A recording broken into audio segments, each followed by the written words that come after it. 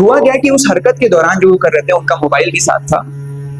एक बिल्ली पीछे से खटखटाई दरवाजे, तो वो डर के एकदम मोबाइल छूट गया, अरे क्या हो गया। जब उन्होंने ये देखा अरे बिल्ली है, जब उन्होंने दोबारा मोबाइल उठाया तो एक जहन में जो अल्लाह ताला डालता है बात, दिल में बात डालता है कि छोटी सी बिल्ली जिसके बारे में मुझे ये भी लगता है कि ये समाज को जाके कुछ नहीं बताएगी, अगर इसने मेरे बारे में कुछ देखा, मैं उससे डर गया, उसके देखने से डर गया। क्या हो कि अल्लाह ताला अभी तुरंत हमारे सामने जो हमारा पर्दा है जिंदगी मौत का, वो खत्म कर दे, उसी चीज को करते दौरान हम मर जाए और अल्लाह ताला के सामने खड़े होते, ये जिस हालत में है उस हालत में चले जाए। बिस्मिल्लाहिर्रहमानिर्रहीम।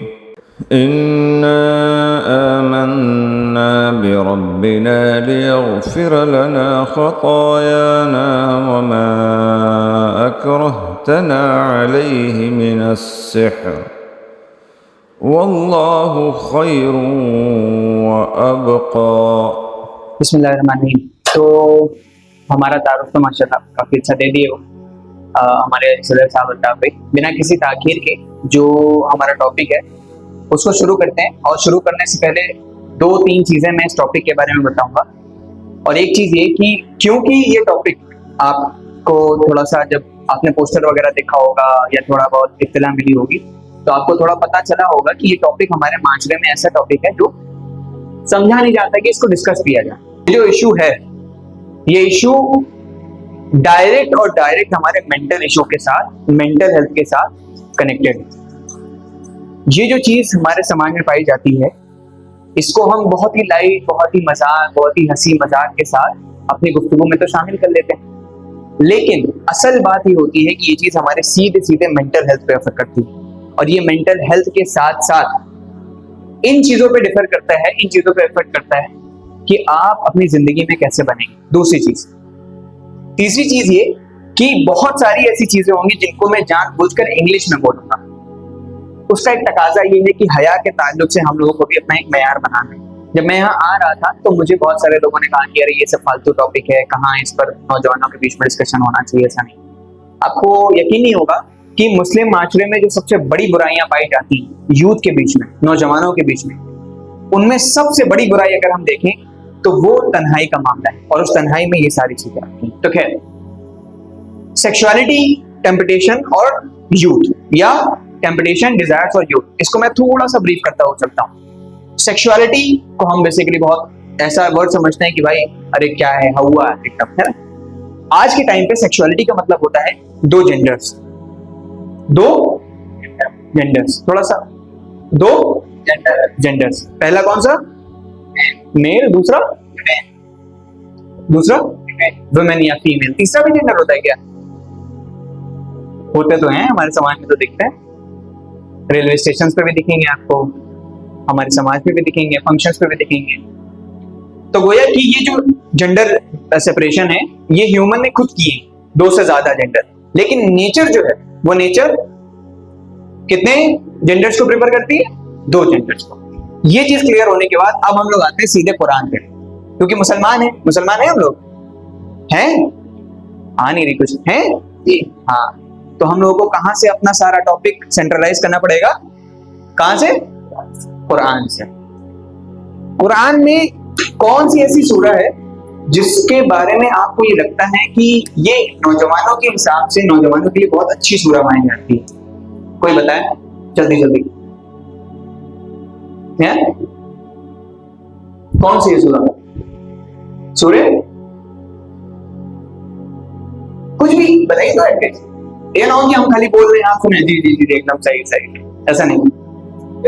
सूरह निसा हो गया, और जो कि सेंट्रलाइज्ड हो यूथ के डेवलपमेंट पे, वो कौन सी सूरह है? सूरह यूसुफ अलैहिस्सलाम को हम लोग जानते हैं? आवाज नहीं जानते? हाँ जानते हैं। यूसुफ अलैहिस्सलाम का किस्सा अगर हम पढ़ें, सूरह यूसुफ कुरान में सूरह नंबर 12, खुसूसी एतबार से अगर हम उस किस्से को दोहराना चाहें तो जल्दीबाजी में आयत नंबर 22 से लेकर करीबन 30 से 34 तक के, उसमें अल्लाह ताला ने बताया कि यूसुफ अलैहिस्सलाम के साथ क्या क्या हुआ। शॉर्ट वे में हम लोग थोड़ा सा दोहराते हैं। यूसुफ अलैहिस्सलाम को उनके भाइयों ने जो है कुएं में डाला।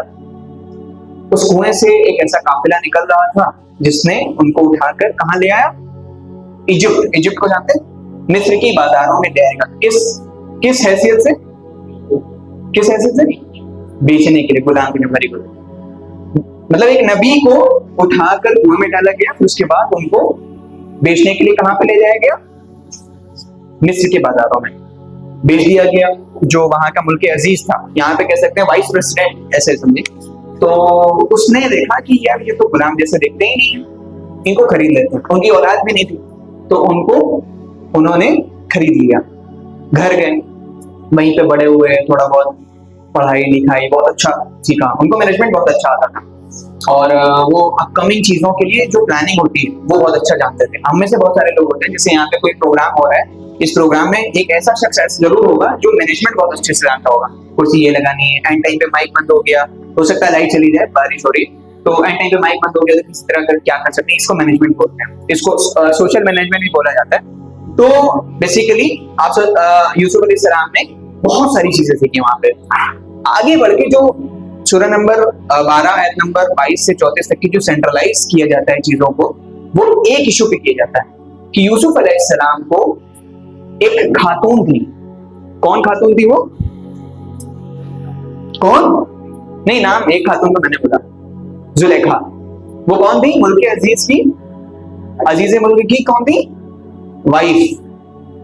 उन्होंने जब यूसुफ अलैहिस्सलाम बड़े हुए, यूसुफ अलैहिस्सलाम के बारे में हदीसों में मिलता है कि उनसे ज्यादा खूबसूरत आप सल्लल्लाहु अलैहि वसल्लम को छोड़कर कोई नबी नहीं गुजरे।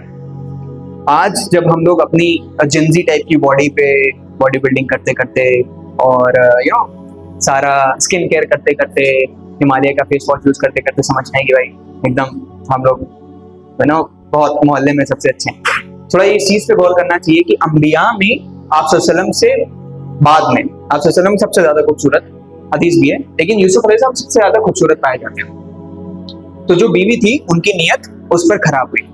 अब यहां से वो जो इंग्लिश वाला टर्म था, मैं जो आपसे बोला था कि ज्यादा यूज करूंगा, वो शुरू होता है। जो चीजें आपको समझ में ना है उसको प्लीज एंड प्लीज नोट करिए। अल्लाह ने चाहा तो आपकी जिंदगी में वो बहुत ज्यादा असर करेगी। यहाँ पे ऐसे तो हम कैजुअली बैठ गए, लेकिन आप जब इस वर्कशॉप के पास जाएंगे तो आपको असर मिलेगा। तो वो बीवी की नियत, उसकी बीवी की नियत यूसुफ अलैहिस्सलाम पर पड़ी। उसने उनको तलब किया अपने रूम में। जब तलब किया तो उसने कहा मेरे साथ वो बदकारी करो जो कि आज के जमाने में गंदी समझी जाती है। उसने यूसुफ अलैहिस्सलाम को रिझाना चाहिए कि मेरी तलब पूरी करो, ऐसा करके वैसा करके। यूसुफ अलैहिस्सलाम ने क्या कहा? यूसुफ अलैहिस्सलाम के बारे में कुरान में आता है कि यूसुफ अलैहिस्सलाम उनके पीछे ना पड़ के वापस दौड़ने के बाद जब आगे बढ़े तो यूसुफ अलैहिस्सलाम का जो पीछे वो था, कह सकते हैं कमीज हो सकती है या कुर्ता हो सकता है, उसको जुलेखा ने छीनना चाहा। आप ये समझो एक औरत की नीयत कितनी खराब हो सकती है एक नबी के ऊपर। और ये बात हो रही है 3200 साल के आसपास पहले का ये वाकया है। उस टाइम पे भी आप ये समझिए जो ऊंची ऊंची किरदार की औरतें होती थी, जिनको समझा जाता था ऊंची किरदार का, जिनके पास बहुत पैसा होता था, उनके भी हालात ये होते थे कि वो शरीफ नफ्स लोगों को, खूबसूरत दिखने वाले लोगों के ऊपर ऐसी बुरी नजरें रख सकती थी।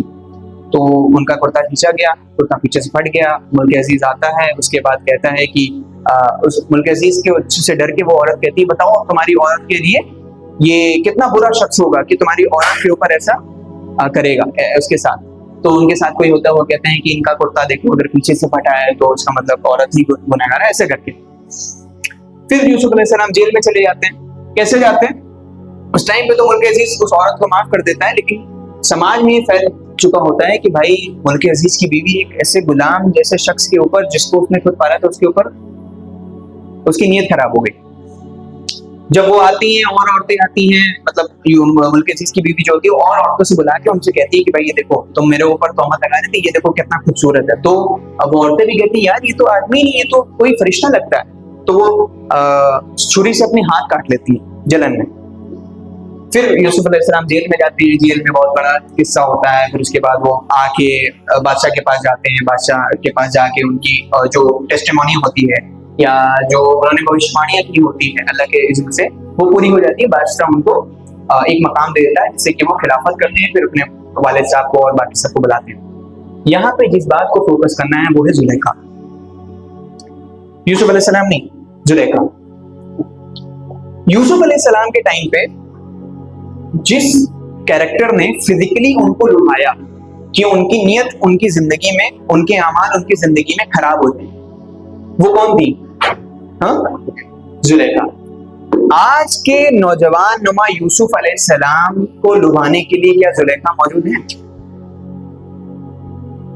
लेकिन उसकी शक्ल मौजूद है। कोई लड़की जुलेखा नाम की या कोई खातून जुलेखा नाम की जिसकी नियत आपके ऊपर खराब है, वो यहाँ फिजिकली मौजूद नहीं। लेकिन हमारे समाज में ऐसी चीजें हैं जो जुलेखा नुमा चीजें करके, जुलेखा नुमा पर्दा इख्तियार करके आपको रिझा रही, हमको रिझा रही, हमारे बड़ों को रिझा रही। सबसे पहली चीज, हमारे समाज में बढ़ती हुई बेहयाई। आज हम देखते हैं कि हम जिस समाज में रहते हैं वहां पर हमारे घरों में तो ये होता है कि औरतें अच्छे कपड़े पहने, मर्द अच्छे कपड़े पहने, एक दूसरे से हेल्दी इंटरेक्शन। लेकिन जब हम बाहर जाते हैं तो देखते हैं औरतों का जो लिबास हो जाता है वो कम होता है, फिर मर्दों के भी जो हालात होते हैं वो भी बिगड़ जाते हैं। दूसरी चीज जो जुलेखा नुमा चीज है हमारे जमाने में, वो है हमारी कोई बताए? माशाल्लाह, वेरी गुड, हमारा मोबाइल। वो फिजिकली एक लिविंग थिंग की तरह तो नहीं है, लेकिन नॉन लिविंग थिंग की तरह वो जुलेखा से कम काम नहीं करता। तीसरी चीज कि हमारी तन्हाई।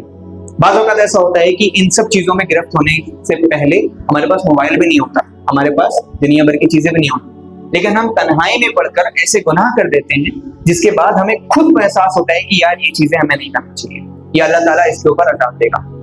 अब ये चीजें जब डिस्कस होती हैं माशरे में तो अक्सर दो रिएक्शन देखने को मिलता है। पहले तो इंसान हंसता है, अरे ये क्या बात कर रहे हैं, ऐसा, ये तो बहुत फ्रैंक चीजें होती हैं, लोग मजाक उड़ाते हैं, इन्होंने ये किया, उन्होंने वो किया, इनके हालात ऐसे। दूसरी चीज ये होती है, जो इंसान खुदा से ताल्लुक रखने वाला होता है वो डरता है। वो ये कहता है कि ये जो चीजें मैं कर रहा हूँ इसके बेस पर जो नुकसान हमें मिलना है, कहीं ऐसा ना हो उस नुकसान का मैं मुर्तकिब हो जाऊं अल्लाह ताला के सामने। अब आगे बढ़ते हैं। हम बेसिकली सेक्सुअलिटी को डील कर रहे थे। अब जिस बात पे मैं आपको बताना चाह रहा हूं वो ये है कि ये जो डिस्कशन हम कर रहे हैं ये हमारी पर्सनल जिंदगी का नीड है। ये डिस्कशन हमारी फिजिकल नीड भी है, ये डिस्कशन हमारी मेंटल नीड भी है, ये डिस्कशन हमारी सोशल नीड भी है, ये डिस्कशन हमारी इकोनॉमिकल नीड। जैसे सेक्सुअलिटी को बेसिकली अब आप ऐसे समझें कि अल्लाह ताला ने ये एक ऐसा निजाम, मतलब औरत जो होती है वो मर्द की तरफ अट्रैक्ट होती है, मर्द जो होता है वो औरत की तरफ अट्रैक्ट होता है। इस चीज को अल्लाह ताला ने क्या ऐसे ही रख दिया सिर्फ हमारी बातों को सामने लाने के बाद हंसने के लिए? अल्लाह ताला ने अगर किसी चीज को रखा है तो किसी ना किसी एतबार से तो रखा होगा।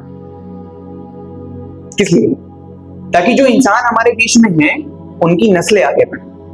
लेकिन आज हम ये देखते हैं कि इस चीज को जो लोग हंसी मजाक में लेते हैं, इस चीज को जो लोग बहुत ही फ्रैंक वे में ले लेते हैं, अरे फालतू का है ये, हम तो इन चीजों को एंजॉय करते हैं, वो चीजें आपके जहनों में है और मेरे जहनों में भी है, मैं बस उसमें एक पर्दा लगा रहा हूँ कि उसको सामने डिस्कस नहीं कर रहा। जो लोग इन चीजों को, जो सेक्सुअलिटी रखी है अल्लाह ताला ने ह्यूमन के अंदर, उनको हंसी मजाक में लेकर अपनी नफ्स को बर्बाद करते हैं, उनके साथ 3 मामले होते हैं। पहला मामला कि वो ना घर के रहते हैं ना सोशल लाइफ के रहते हैं। दूसरा, वो अपनी पर्सनल जिंदगी में ना कुछ कर पाते हैं ना किसी को इंस्पायर कर सकते हैं कि वो कुछ करें। तीसरा, उनकी जो रूहानियत होती है वो अंदर से उनका सिर्फ और सिर्फ एक लोथड़ा रहता है जिसको हम फ्लैश कहते हैं, सिर्फ गोश्त रह जाता है और अंदर की जो रूह होती है वो मर जाती है। सिर्फ इन डिस्कशन की बात बता रहा हूं मैं, इस डिस्कशन की बातों को अपनी जिंदगी में बहुत ही लाइट वे में लेके छोड़ दें। मैं इसकी बात बता रहा हूँ। इसके सिलसिले में ये 3 चीजें होती हैं। वेस्ट, जब मैं बोलूंगा वेस्ट तो इसका मतलब होता है वो कंट्रीज जो कि वेस्टर्न कंट्रीज हैं। वेस्टर्न कंट्रीज कौन होती है? यूरोप और नॉर्दर्न अमेरिका, ये जो गोरे गोरे मुल्क होते हैं, है ना, इसको जब मैं वेस्ट बोलूंगा। वेस्ट में एक बात बहुत पॉपुलर है, यानी कि मैं इसीलिए मैं इंग्लिश टर्म ज्यादा यूज कर रहा हूँ, आप बेहतर समझेंगे कि ये जो सेक्सुअलिटी का जज्बा है वो ह्यूमन के अंदर सबसे ज्यादा पोटेंशियल वाला जज्बा है। वेस्ट का एक फिलोसफर गुजरा है, फ्रॉइड। आप जब फिलोसफी पढ़ेंगे, फिलोसफी आप तो पढ़िएगा, आगे बहुत ज्यादा स्कोप है। कनाडा में 60-80 हजार रुपए के टीचर की जॉब लगती है कनाडा, फिलोसफी और साइकोलॉजी के लिए, पढ़िएगा। तो जब आप साइकोलॉजी और फिलॉसफी पढ़ेंगे तो आपको पता चलेगा, फ्रॉइड नाम करके, या फ्राइड कहते हैं उर्दू में उसको, उसने ये बात कही कि जो सेक्सुअलिटी का जज्बा है, यानी कि एक मर्द और एक औरत एक दूसरे के बीच में अट्रैक्टेड होते हैं, ये ह्यूमन के अंदर सबसे ज्यादा पोटेंशियल जज्बा है। और कुरान भी इस चीज को कहता है। कुरान में भी अल्लाह ताला फरमाते हैं कि हमने औरत को, मर्द को एक दूसरे के लिए जीनत बनाया। औरत और मर्द एक दूसरे के लिए बने, लेकिन वो उस औरत और मर्द का डिस्कशन हो रहा होता है कुरान में जो एक दूसरे से शादीशुदा। फ्रॉइड जो कहता है वो जनरल टर्म में कहता है ना। तो ये चीज आपको सबसे पहले थोड़ा सा जहन में बैठ जाए कि ये जिस चीज का डिस्कशन हो जाए वो कोई हल्की बात नहीं। एक और चीज मैं बताता चलूं फिर आगे बढ़ता हूं। जो हमारे एज के नौजवान हैं, जो मुसलमान नहीं, हिंदुस्तान में ही रहते हैं, जो नॉन मुस्लिम, उनके बीच में ये जो वर्कशॉप होती है, उन वर्कशॉप के लिटरली 10 से 12 हजार रुपए चार्ज किए जाते हैं। बड़े बड़े यूनिवर्सिटीज में उनको बुलाया जाता है और उनके बीच में डिस्कशन में लाया जाता है ताकि वो जिन खराब आदतों में या खराब चीजों में पड़े उनको पीछे छोड़कर अपनी जिंदगी को आगे बढ़ा सके। तो SIO नानपारा ने ये जो वर्कशॉप आपके लिए अटेंड करी है, ये वर्कशॉप कोई हल्की फुल्की नहीं, इसको थोड़ा बहुत अपने जहन में रखें। देखें कि सूरह यूसुफ जब हम पढ़ते हैं, सूरह यूसुफ में अल्लाह ताला ने कुरान में एक चीज फरमाई कि वो लोग जो जालिम हैं उनको फला कभी नहीं देते हैं। आज इस चीज को देखने की जरूरत है कि ये जो सेक्सुअलिटी का डिस्कशन हो रहा है ना, इसको बेस बनाकर जो बहुत ही हल्के वे में इसको छोड़ देते हैं और खराब आदतों में पड़े रहते हैं, वो कहीं ना कहीं अपनी जात पर, अपनी नफ्स पर, अपनी मेंटल हेल्थ पर, अपनी साइकोलॉजी पर, अपनी फैमिली पर, अपनी सोसाइटी पर जुल्म कर रहे होते हैं। वो क्या जुल्म होता है कि अल्लाह ताला ने आपको बनाया है एक खास मकसद के लिए, लेकिन हम पड़े रहते हैं किन सब चीजों में, इन्हीं सब फिजूल की चीजों में, जो कि हमारी जिंदगी का एक पार्ट है, हमारी जिंदगी का एक हिस्सा है। जिस तरीके से हमारे अंदर खाने की तलब होती है ना, खाने की तलब होती है, आगे से आगे बढ़कर फ्रेंड्स बनाने की तलब होती है, इसी तरह शादी का भी एक जज्बा है। अगर कोई शख्स, कोई इंसान वो कहे कि नहीं भाई मुझे शादी नहीं करनी, क्या कहेंगे आप उनके बारे में? स्पेशली अगर वो मेल हो तो पागल समझा जाएगा कि यार क्या है मसला, किसी को 4 की जो है 4 शादी करनी है, मुफ्ती तारिक मसूद साहब, है ना, ये होता है। अब एक शख्स है जिसको बारे में जिसको ये पता है कि नहीं मेरे को नहीं करनी शादी, तो ये जो चीज है ये एक इंतहा है कि एक इंसान को करनी ही नहीं है। एक इंसान इतना मुलव्विस है कि उस थॉट में पढ़कर अपनी जिंदगी को इतना बर्बाद कर चुका है कि वो आपको भी गलत समझता है, आपको भी गलत समझता है, मैं जो बता रहा हूँ उसको, तो वो भी उसको हंसी मजाक में लगेगा, अरे ये तो फालतू की बातें बता रहे। और दूसरी चीज, इन चीजों को करके जब वो अपनी जान पर नुकसान करता है, उसका सबसे बड़ा नुकसान ये होता है कि जब आगे जाके उसकी शादी होती है, वो अपनी शादीशुदा जिंदगी में, गैर शादीशुदा जिंदगी में कभी खुश नहीं रह पाता। उसके मेंटल हेल्थ का इशू होता है, वो अपनी फैमिली में कभी भी खुश नहीं रह पाता। किस बेस पे? अपनी जात पर जुल्म करने के बेस पे। वो चीज यही जो सेक्सुअलिटी का डिस्कशन होता है, हम किसी शख्स के बारे में बाज़ औक़ात कभी कभी ऐसा लगता है कि भाई हमें इनसे अट्रैक्शन है ना, लेकिन हम उसको हेल्दी वे में ना करके, उसको दबा कर नहीं, हम क्या करते हैं, इसको बहुत अच्छा बताते हैं। आजकल के माशरे में क्या है, आप किसी नौजवान के ग्रुप में जाएंगे, क्या कहेंगे, मेरी इतनी गर्लफ्रेंड है ना। बाज़ औक़ात किसी के बारे में आता है कि अरे भाई ये तो जो है इनके साथ इनका चक्कर चल रहा है, इनके साथ चक्कर। बहुत फ्रैंक होके मैं आपके बता रहा हूँ, और ये कोई ऐसी बात नहीं है जिसमें हम सब लोग डायरेक्टली इनडायरेक्टली नहीं शामिल। एक बात आप इस चीज को जहन नशीन कर लीजिए कि ये जो चीजें जिसमें हम इन्वॉल्व हैं, इसका क्या फायदा है, क्या नुकसान है, ये आखिरत में ये तो बाद में पता चलेगा। यहाँ ये नुकसान होता है कि इंसान अपने घर की लेडीज जो होती है, घर की जो औरतें होती हैं, उनकी इज्जत करना बंद कर देता है। इन्हीं सब सेक्सुअलिटी डिस्कशन के ओवर यूज को या मिस यूज के चलते हुए एक नौजवान अपनी पर्सनल जात पे इतना ज्यादा जुल्म करता है कि वो अपने लिए ना कुछ सोच सकता है। साइकोलॉजी की रिसर्चेस हैं यहाँ पे कि वो नौजवान जो इन सब चीजों में पड़ा रहता है, इन सब चीजों में जो कि मैंने आपके सामने बंद अल्फाजों में वाजे करी है, नहीं करी है तो इंशाल्लाह बाद में कर दूंगा। जो इंसान इन सब चीजों में जो नौजवान पड़ा रहता है, वो अपनी पर्सनल जिंदगी में कभी भी आगे नहीं बढ़ पाता, उसके साथ मेंटल हेल्थ का इशू होता है। तीसरी मोस्ट इंपॉर्टेंट चीज कि वो अपनी जिंदगी को ऐसा समझता है कि अगर मेरी जिंदगी में ये चीजें हट गई, जिस चीज में इन्वॉल्व हूं सेक्सुअली, तो मैं सुसाइड पे आगे बढ़ा और ये केसेस नौजवानों के बीच में आए। आज इसका मिसयूज होता है तो हमको क्या देखने को मिलता है, वो वीडियोस जो कि इंटरनेट पे मौजूद हैं और हम सब समझते हैं कि वो गलत है, हम सब उनके कंजम्पशन में, उनको देखने में कहीं ना कहीं डायरेक्टली इनडायरेक्टली रहते हैं। अब उन वीडियो से होता क्या है, हमारे समाज में हमारी माँ बहनों के रेप के केसेस बढ़ जाते हैं।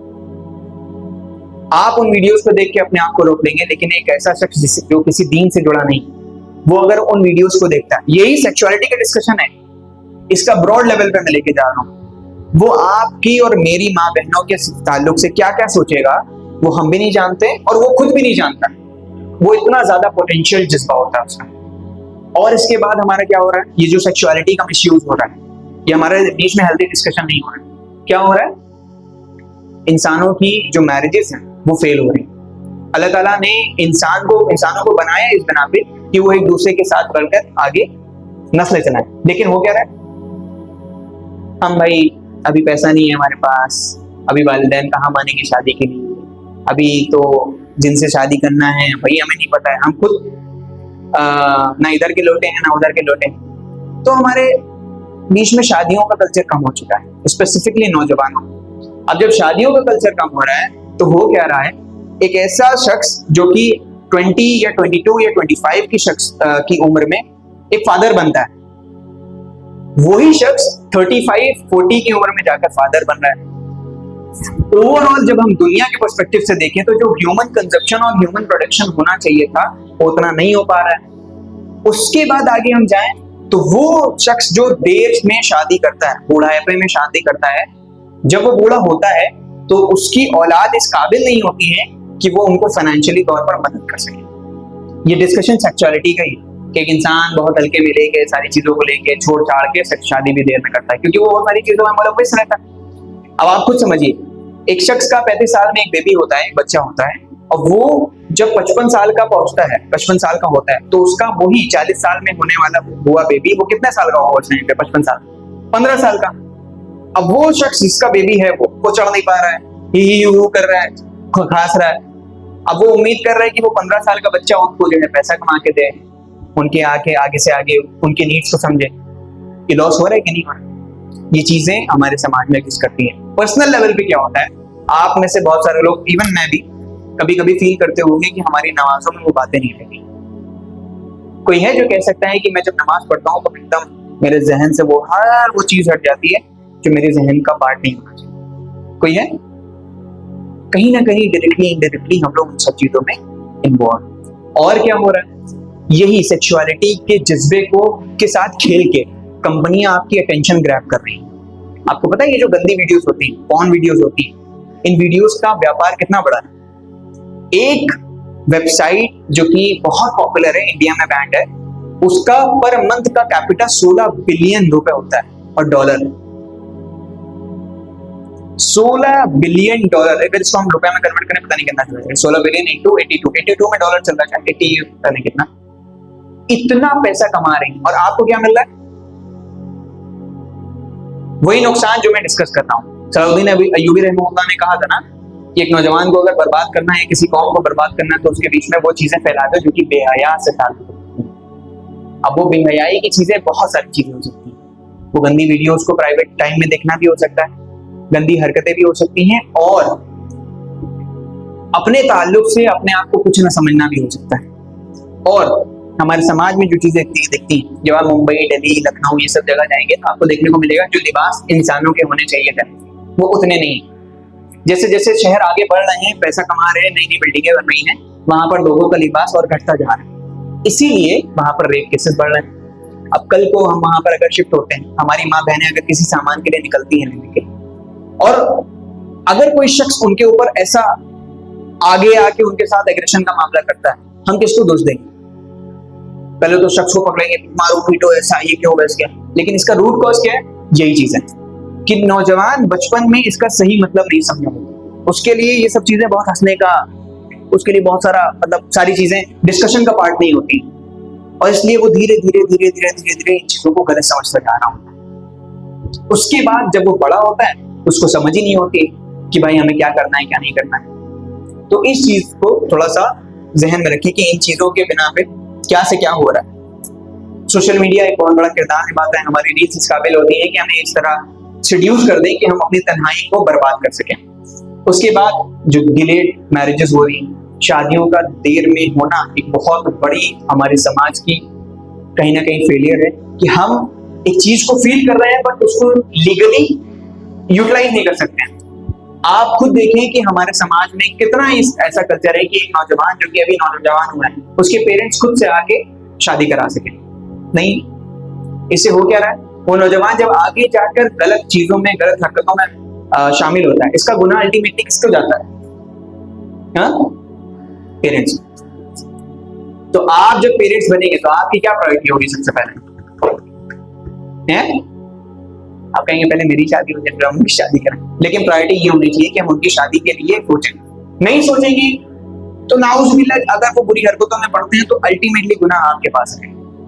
ये मत सोचें, या आप खुद ये मत सोचें कि मेरा ऐसा कुछ मयार होगा, ऐसा होगा। अल्लाह ताला हर चीज को फराहम कराने वाला है, लेकिन ऐसा भी नहीं कि चलो कुछ भी नहीं है तो शादी कर लेते हैं। किसी घर की बच्ची को उठाकर यहाँ पर हमारे घर पे आकर खाली बर्तन मांजने के लिए और सारी सहरी में सहरी पकाने के लिए, इफ्तार में इफ्तार पकाने के लिए, फिर उसके बाद रात में करने के लिए तो हमें बर्तन ही धोए, ऐसा भी नहीं करना। एक अदल के साथ मामले को लेकर चलना है। उसके बाद इस चीज पे डिस्कशन बहुत होना जरूरी है कि ये जो ओवर कंजम्पशन है इससे आपकी मेंटल हेल्थ पे क्या क्या असर पड़ता है।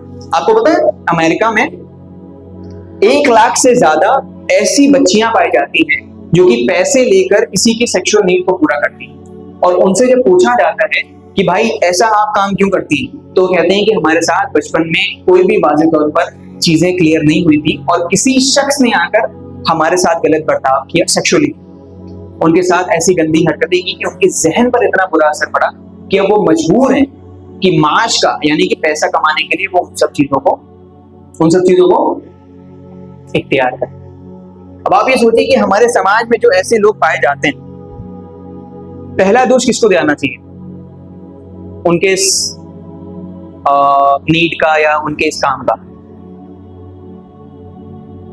नहीं, समाज को।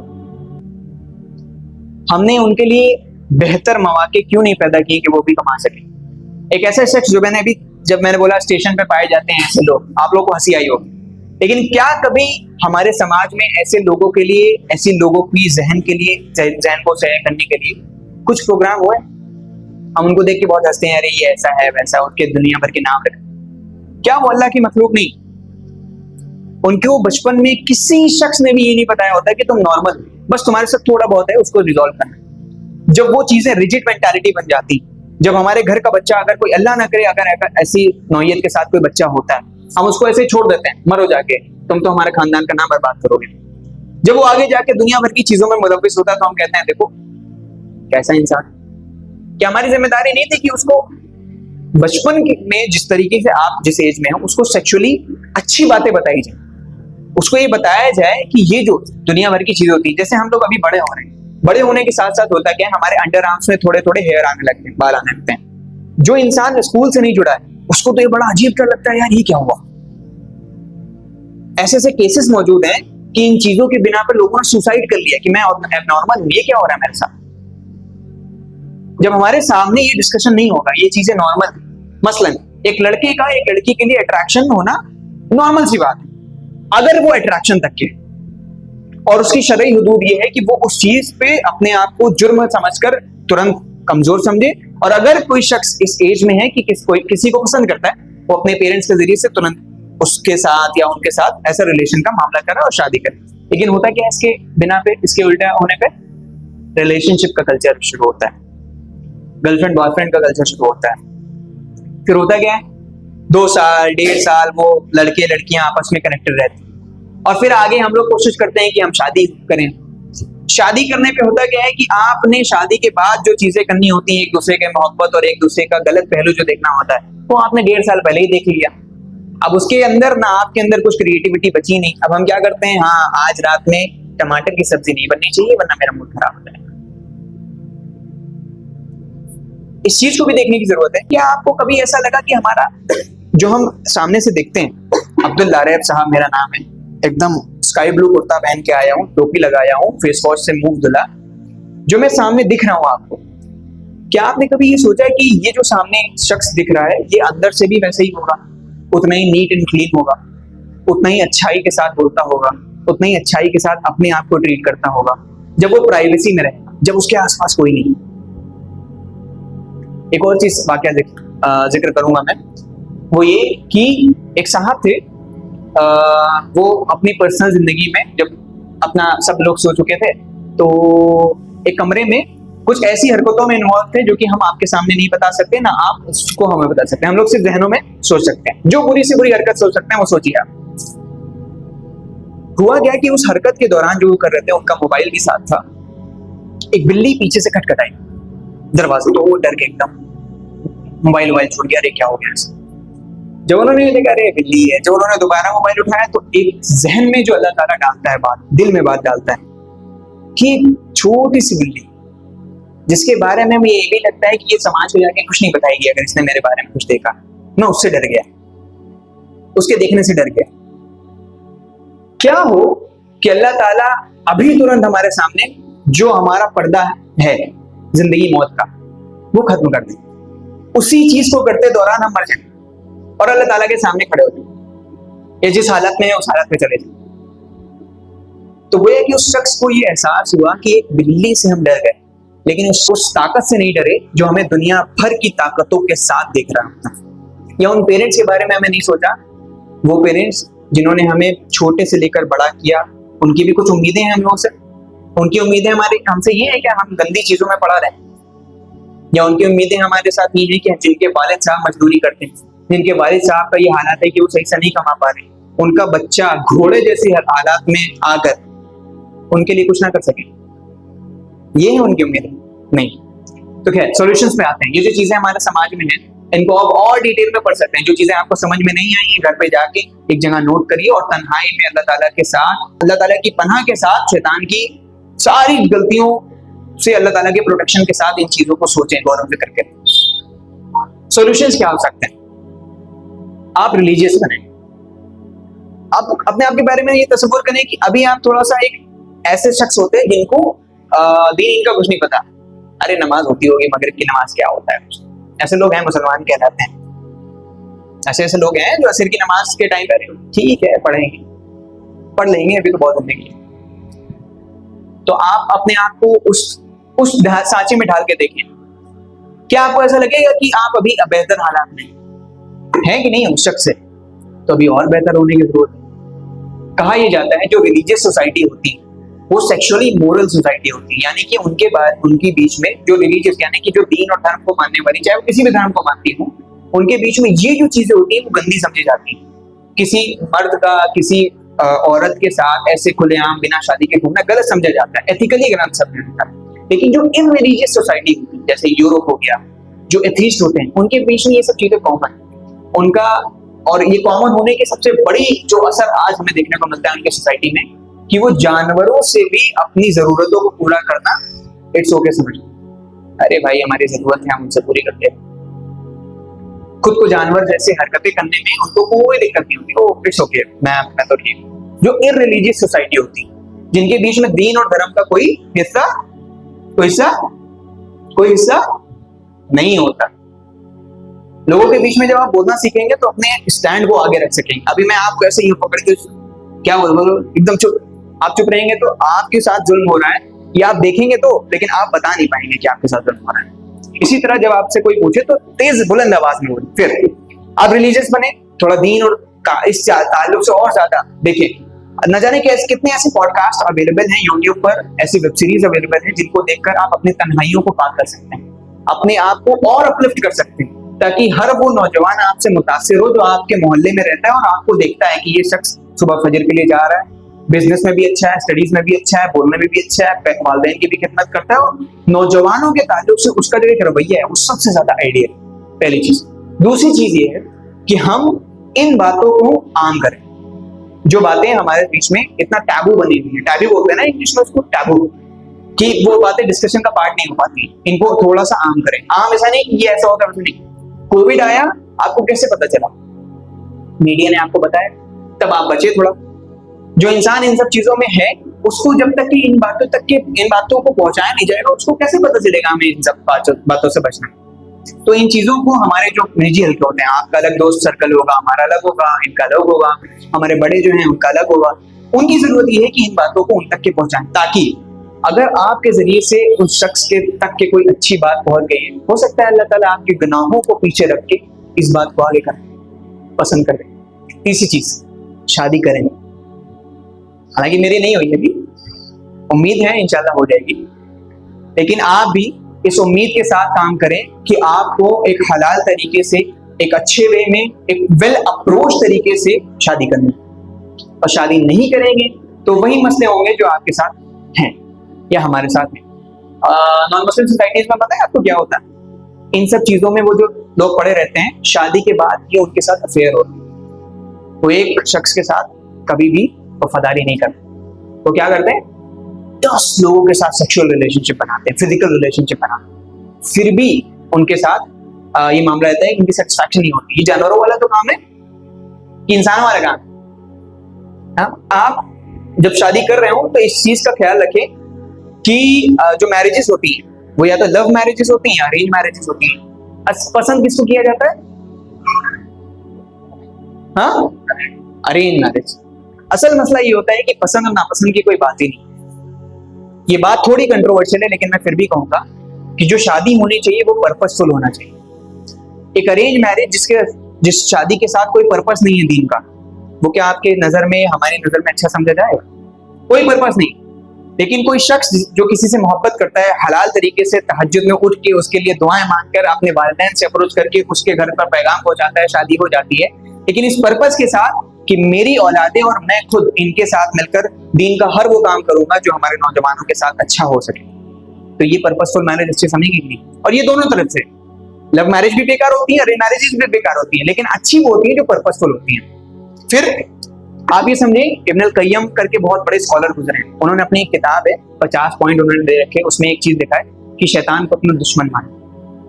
आपका शैतान आपको इन बातों पर हंसाने को बोल रहा है, बार बार सोच रहा है कि क्या फालतू की डिस्कशन हो रहा है, और आप उन सब चीजों में पड़ भी रहे हैं। तो शैतान को अपना दुश्मन माने। शैतान आप अभी यहाँ से उठेंगे दुआ करके, हो सकता है तुरंत उसके बाद आपके ज़हन में वो सारी चीजें ख्यालात आए, रात में ख्यालात आए, अपनी पूरी जिंदगी में ख्यालात आए कि इस शख्स को मुझे जहन्नम में भेजना है।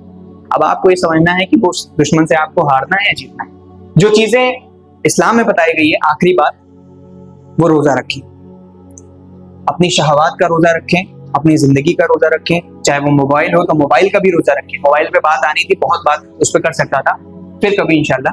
अपनी मोबाइल की जिंदगी पर रोजा रखें, अपने ज़बान की जिंदगी पे बहुत रोजा रखें, अपनी सोशल इंडिविजुअल लाइफ पे रोजा रखें। आखिरी बात, वो कंटेंट देखें जो आपको, वो कंटेंट देखें या पढ़ें जो आपको पूरा असर करे। इसके लिए मैं एक किताब लाया था यहाँ से, आपको ऐसे दिखाना चाहूंगा। ये किताब है इंग्लिश में, वैसे SIO के एक बहुत अच्छा पब्लिशर है, बाइट डॉट पब्लिशर। इसमें बाकायदा लिखा a guide to sexual and gender ethics. ये वो किताब है, वाहिद किताब है आजकल नौजवानों के बीच में जो नौजवानों को इन चीजों के ताल्लुक से डिजायरेबल तरीके से, अच्छे तरीके से गाइड करती है। ये इंग्लिश में भी है, उर्दू में। और ऐसा नहीं है कि यही किताब लीजिए, कोई मैंने पहले आऊंगा तो मुझे कुछ पैसा नहीं, कुछ भी ऐसा कंटेंट करें जो आपकी पर्सनल जिंदगी को पाक रखे। वो कुरान भी हो सकता है और अपनी जिंदगी का मुहासबा भी हो सकता है। अल्लाह ताला से उम्मीद है कि अल्लाह ताला हमारे तन्हाइयों में हमें पाक रखे, हमारे वालिदैन के लिए हमें कारसाज औलाद बनाए, और हमारी जिंदगी में हमको एक इंस्पायरिंग पर्सनालिटी के साथ साथ बढ़ने की तौफीक अता फरमाए। अगर गुफ्तगू के बीच में कोई ऐसी जज्बाती बात जो कि मैं शायद नहीं जानता हूँ, जाहिलियत में मेरे मुंह से निकल गई, अल्लाह ताला उसको माफ फरमाए। अस्सलामु अलैकुम व रहमतुल्लाहि व बरकातहू। जज़ाकुमुल्लाह खैर।